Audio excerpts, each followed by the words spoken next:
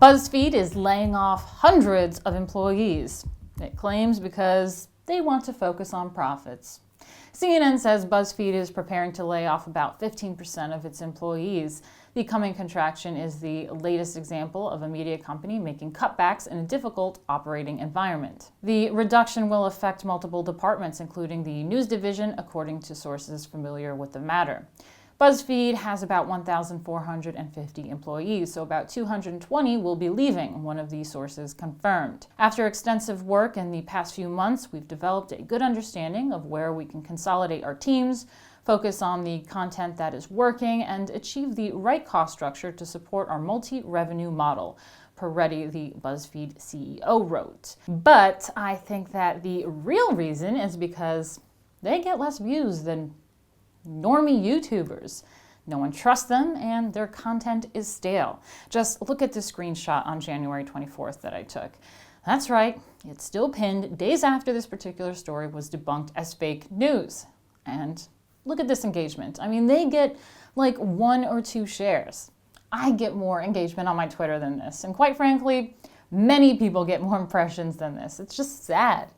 Their verified Twitter accounts get less impressions than the average troll account, and their pity posts are getting trolled because everyone just hates them, especially after this whole Covington thing. Staffers at BuzzFeed have been bracing for bad news for days. Employees had learned senior editors were being flown into BuzzFeed's New York City offices, and cuts to staff were widely speculated about internally.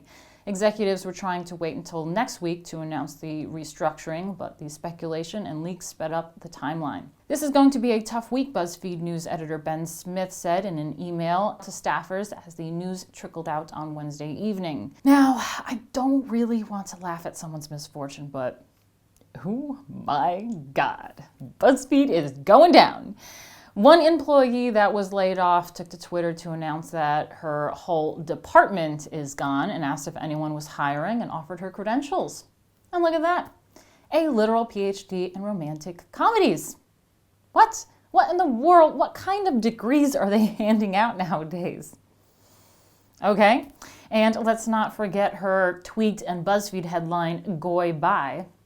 And this guy who unionized the newsroom, he was let go. And I just cannot ignore this Twitter user's response. Unionizes newsroom, everyone gets laid off. The single most positive thing to happen to HuffPost. I couldn't agree more. Excellent work. BuzzFeed is a long-standing tire fire. I mean, they even gawkered John Lott. And it isn't just them. Axios says that more than 1,000 media jobs lost in one day, and said that the bottom line is many news companies are struggling to find sustainable business models in the digital era, and that there's no sign it's getting any easier. Business Insider said employees at HuffPost began receiving layoff notices a day after Verizon announced it would slash staff at its media group by 7%. And last year, IJR had massive layoffs as well. So did the liberal website Mike.